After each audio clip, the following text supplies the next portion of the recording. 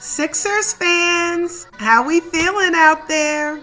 Hey y'all, my name is Lauren Gordon. Some of you may already know me on social media as Lauren Fan of the Year. Others may have just stumbled upon this podcast, but either way, I want to first thank all of you for tuning in to episode 11 of my very first podcast, I'm Just a Sixers Fan, the Lauren Fan of the Year story.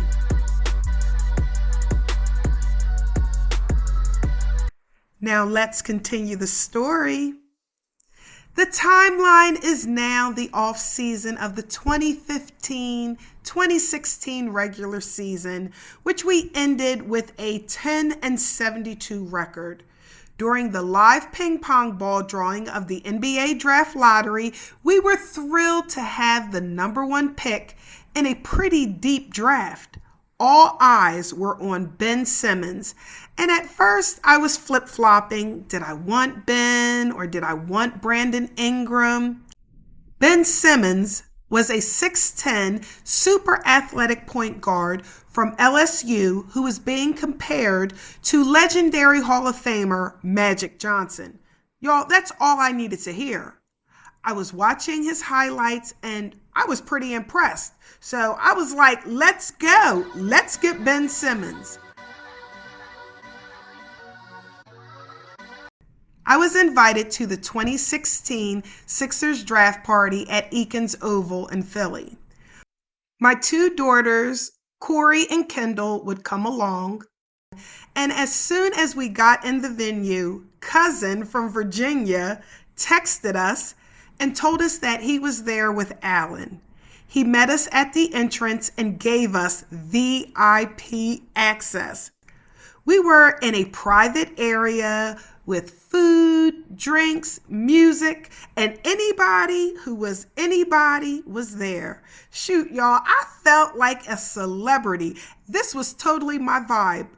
This was the life I always dreamed of, hobnobbing with people that most people would never have the opportunity to even meet. Yet here I was, fitting right in. So me and my girls would spot Alan and we'd wave him down. We took a selfie and we just continued to mingle. I would run into Mark Zumoff, the Sixers television play-by-play announcer.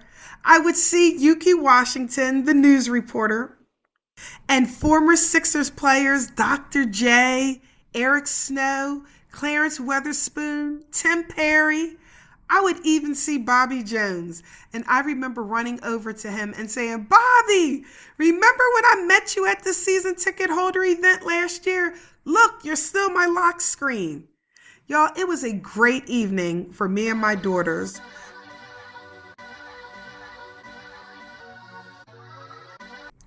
When we were with Cousin and Alan, people would be handing us hats, shirts, and a Sharpie, asking if we could get Alan to sign it for them.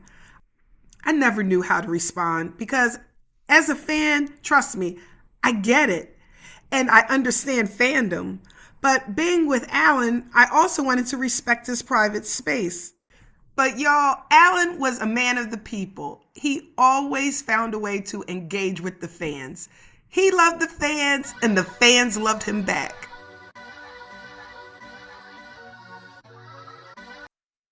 All eyes were on the jumbo monitor screens. And then the moment came when Adam Silver took to the stage and announced, with the number one pick, the Philadelphia 76ers select Ben Simmons from LSU. Everybody erupted in applause and celebration. The music was playing. It was great energy. And listen, this was probably the first draft party that I attended where I was actually excited about the draft pick. A month later in July, we would get Dario Saric from Croatia. Remember we had him tucked away over there? Well, y'all, now the pieces were finally coming together. Let's go. All right, y'all. So having exposure to Allen Iverson, Sixers legends and attending private events just catapulted my Sixers passion even more. I felt connected to the players, to the organization, and as a fan, I was fully invested. I was back to being a kid again, where I was collecting any and everything with the Sixers logo. And after winning only 10 games last season, I was excited to have Ben Simmons and Dario Saric on our team. Finally, the future was looking bright.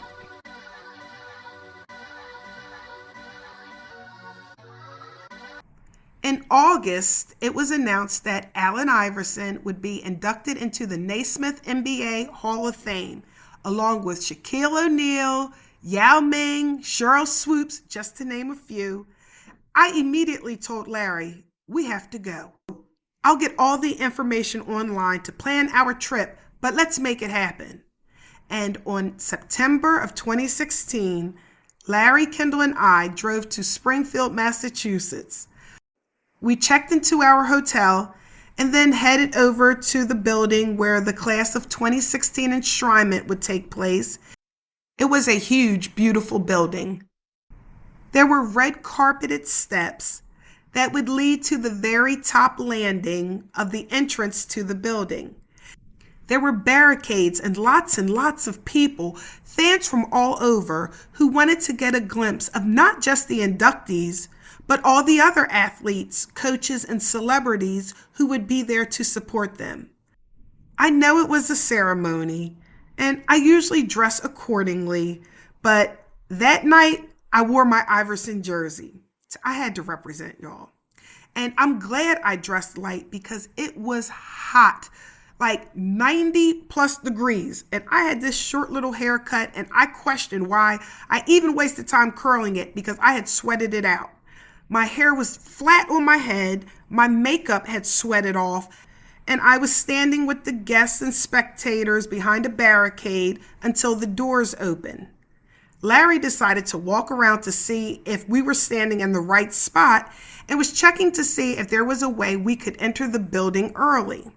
I told him I was staying put right in front of the barricades and I would just hold her a place in line. Well, the crowd would begin to grow, and I would notice all of the news stations that were there. I was having conversation with the group of excited fans behind me when NBC 10 walked right up to me and asked me who I was most excited to see. Duh, AI baby, he's the GOAT, as I sashayed around in a circle, repping my Iverson jersey.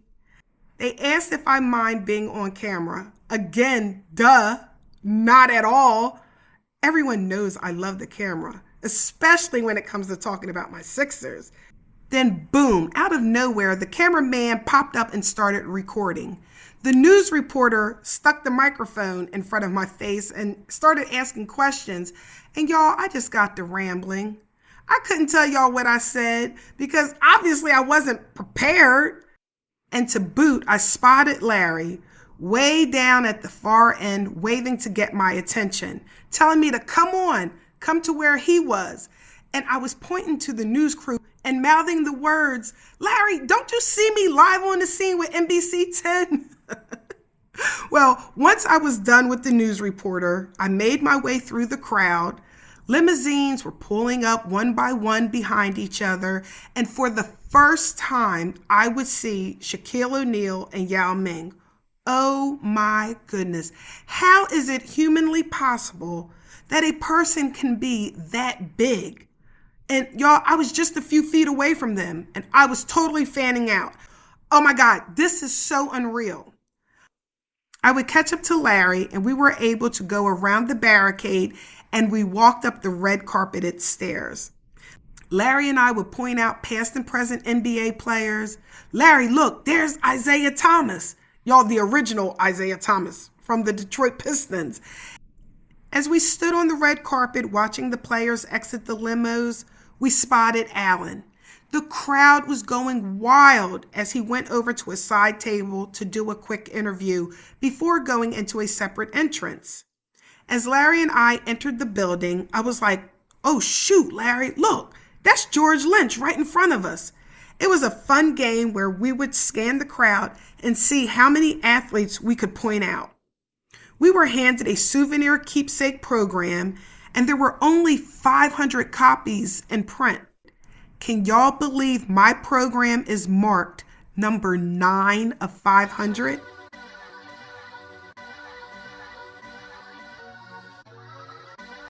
We would head upstairs to the balcony where we would take our seats, and I would take a few pictures to just capture this incredible moment. I was mindful to stay present and just savor every second. I listened to every word of every honoree. When Alan came out and made his speech, we were all on our feet. We wanted to make sure he felt the love, even from up in the balcony, as the entire venue erupted in applause when Alan spoke. While delivering his speech, on stage with him would be his Georgetown basketball coach, the now late John Thompson, as well as Dr. J. I felt like a proud mom as I became emotional thinking about everything this man had accomplished in his life. Alan has an incredible life story, and I find him to be one of the most inspirational people I know. And when Alan spoke about the fans, I just knew he was talking about me. Towards the end of the ceremony, my phone would begin to buzz nonstop. I remember taking a quick glimpse and seeing a bunch of text messages and Facebook notifications. The camera would pan to Larry and me sitting in the balcony, and my family and friends were sending me messages and telling me, "We see y'all." They were excited for us, especially for me, because they knew how much just being there meant to me.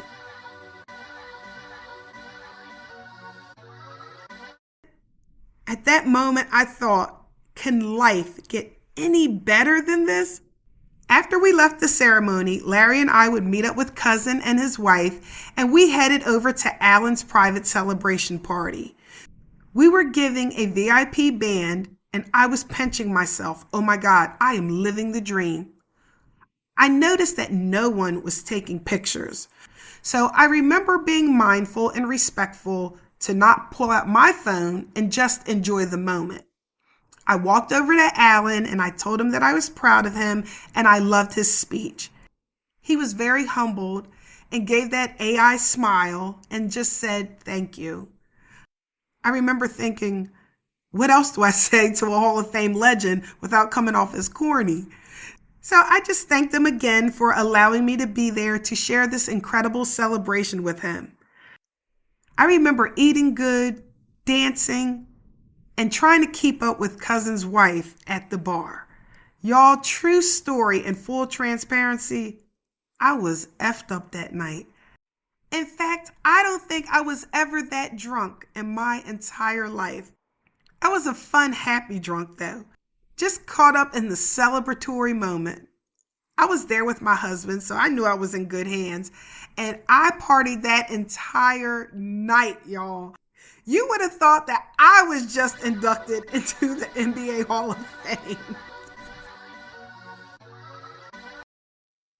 That next morning, I woke up with a bad hangover, like bad. I had to get myself together because we had to drive to the Mohegan Sun in Connecticut to attend the Hall of Fame ring ceremony later that evening. Now for this event, I decided to dress up. And I would wear my Sixers red dress, my necklace with a blinged out Sixers logo pendant, and I was looking cute, y'all. And when we got to the event at the Mohegan Sun, there was a cocktail hour where they gave us a pair of commemorative Hall of Fame drinking glasses and a beautiful gift box. Larry and I would socialize and mingle, and there was a glass display of the Hall of Fame ring, and there were full-size posters of all the honorees, and I would tell Larry, we got to find Alan so I can take a picture of it, as if not seeing him in person was enough. The dining room doors would open, and Larry and I found our table. We didn't sit with Allen, which was fine. He sat with his family, which was totally understandable. We were just a few tables away, and I was just happy to be there. We enjoyed the dinner, which was followed by the ring ceremony, and I would applaud extra hard when Allen walked across the stage. After the ceremony, people were just socializing and, dancing to the music. After drinking so much the night before, the last thing I wanted was more alcohol. So I would just mingle with the crowd and just strike up conversations with strangers like I always do. And I remember glancing across the room when I spotted Cheryl Swoops, who was a WNBA pioneer. She had also been inducted into the Hall of Fame with Allen the night before. I would walk up to her. I told her how much I appreciated her and respected what she brought to women's basketball and that I was a fan, and we took a photo together. I recall chatting with a sweet lady when someone walked up to the other side of me and whispered in my ear, "You know that is Shaq's mother." Not even realizing who she was, I screamed with excitement, "Oh my God, you're Shaq's mom?" She laughed and said, "Yes, I'm Lucille, Shaq's mom." Oh my God. And yes, we took a photo together. I would notice a handsome man just a few feet away from me.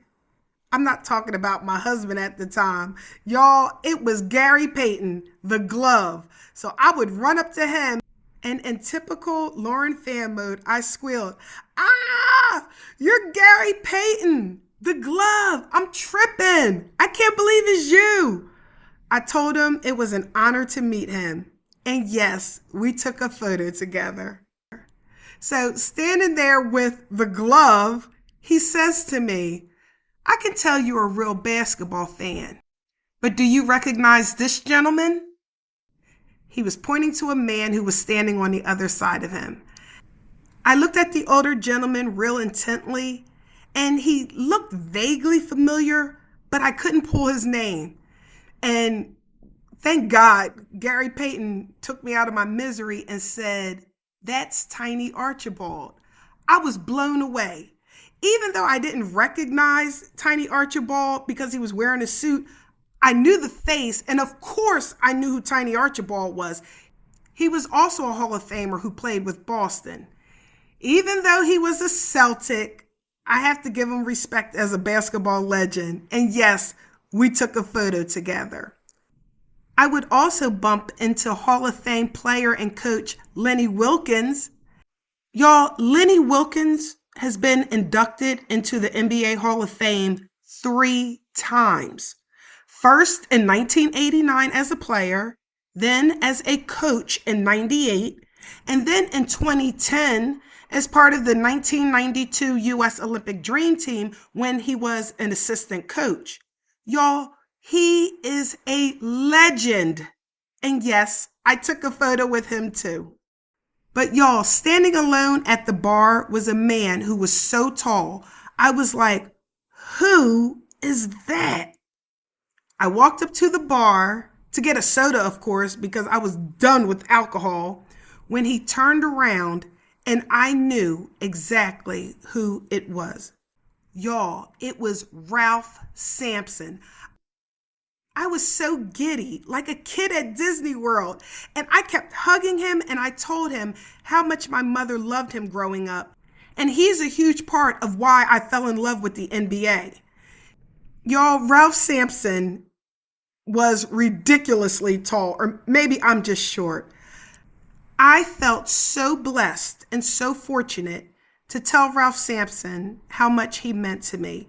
Like, seriously, how many people really get the chance to tell people that they've looked up to as a kid the impact that they've had on their life?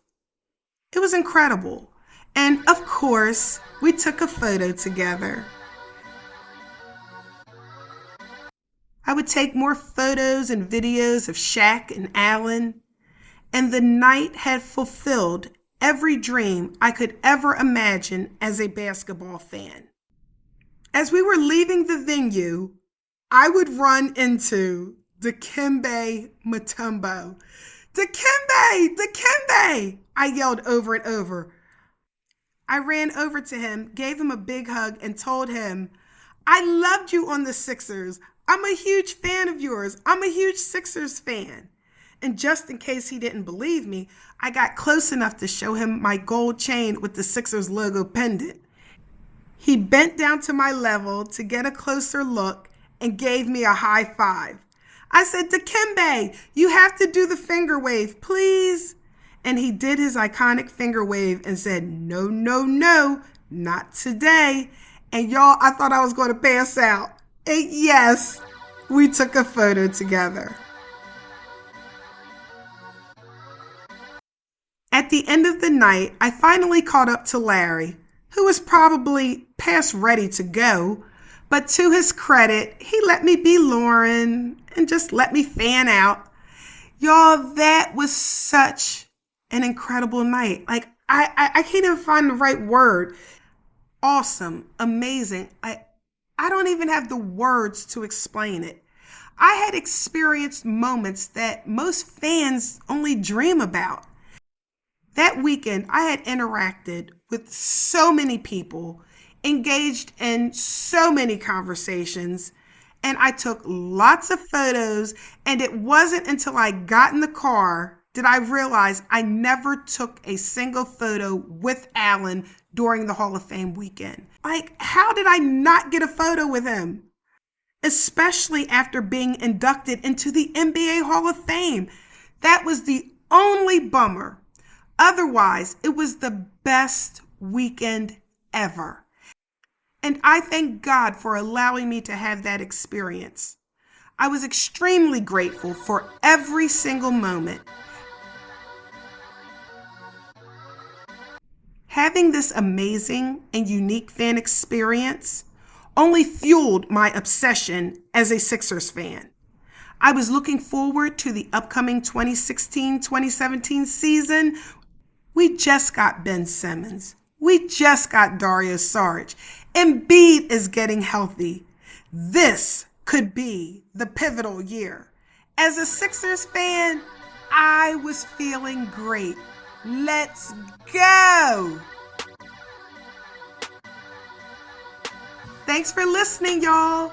Be sure to like, comment, subscribe, and share. And be sure to tune in to episode 12 next week as we continue the story.